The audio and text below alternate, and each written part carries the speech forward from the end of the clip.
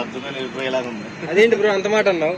ఏముంది లోపల ఏం జరగట్లేదు కదా, ఇంట్రెస్టింగ్ ఏం అనిపించట్లేదు. అంటే లోపల అంటే అనిపిస్తుందా చెప్పు? నాకేదో అనిపిస్తుంది కానీ లోపల ఏం జరగట్లేదు. నీకెలా అనిపించింది? నాకంటే గేమ్ సరిగ్గా రసవత్తరంగా ఇప్పుడు దాకా సాగల. పులిహారులు 2 పులిహారులు అయితే కలుపుతున్నారు, పృథ్వీ కూడా సైడ్ నుంచి, నిఖిల్ ఒక సైడ్ నుంచి. ఆ పులిహారు రాని మటుకు వర్కౌట్ అవ్వట్లే. ఆ పులిహారు రాని ఏమన్నా వర్కౌట్ అయిపోతుంది అంతా గేమ్ ఒక మలుపు తిప్పుద్ది అనుకుంటే కాసేపు ఒకలాగా ఉంటుంది, కాసేపు ఒకలాగా ఉంటుంది. ఆమె గేమ్ ఆమెకే అర్థం కావట్లేదు. ఈసారి ఎవరు ఉంటారు, ఎవరు పోతారు? ఈసారి ఖచ్చితంగా పృథ్వీ అయితే పోతాడు అనుకుంటాను భయ్య. వరస్ట్ గా ఆడుతున్నాడు గేమ్ అయితే, ఎలా అంటే అడ్డదిడ్డంగా ఆడుతున్నాడు. నాకు అడ్డు లేదు, నన్ను ఎవడో ఆపలేడు అన్నట్టు ఆడుతున్నాడు అన్నమాట. తగ్గేదలే అంటున్నాడు. తగ్గేదలే అన్నాడు. యష్మి నామినేషన్ లో ఉంటే బాగుండు అసలు. ఏ బ్రో యష్మికి అసలు ఏమి బాగా నాకైతే నచ్చదు. ఆమె కన్నింగ్నెస్, ఆమె స్వార్థం అవన్నీ ముఖంలో కనబడతాయి క్లియర్ గా యష్మికి. ఒక పాల ప్యాకెట్ వాళ్ళు తీసుకుంటేనే, విష్ణుప్రియ తీసుకుంటేనే తట్టుకోలేకపోయింది.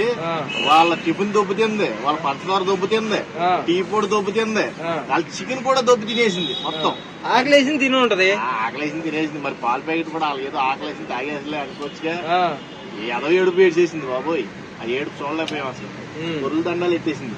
మరీ స్వార్థపూర్తంగా ఆడుతుంది. ఇద్దరు గేమ్ అయితే బాగా నచ్చలేదు, బిగ్ బాస్ లో ఎవరికి నచ్చట్లేదు. పృథ్వీ, సోనియా, ఈ యష్మి, వీళ్ళ ముగ్గురు గేమ్ అయితే చాలా వరస్ట్ ఉంది.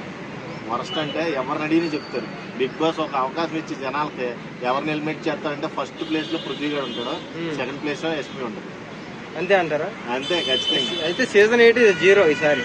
0 అంటే ఏదో నిన్న మట్టికి మణికంఠ కూడా ఆత్రంగా హక్ చేసుకున్నాడు 2 సార్లు. ఒకసారి కాదు, బాగా గ్యాప్ వచ్చినట్టు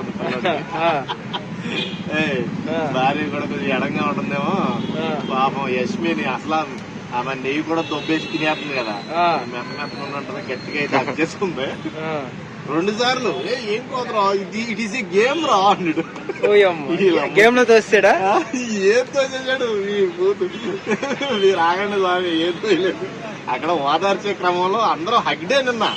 అబ్బో నిఖిల్ చూస్తే సోనియాని పట్టుకొని పిసిగేశాడు, వీడు చూస్తేనేమో మన దక్కడు ప్రతి ఒళ్ళు హగ్ చేసేసుకున్నాడు. అబ్బో మామూలు హగ్గులు కాదురా, సినిమా రేంజ్ లో ఉన్నాయి, ఊహించుకోవడానికి కూడా అంతే. చూస్తాకి చాలా బాగుందా మీకు? చాలా. అయితే హగ్గే అన్నాను కదా. అంటే మళ్ళీ కావాలనుకుంటున్నారు?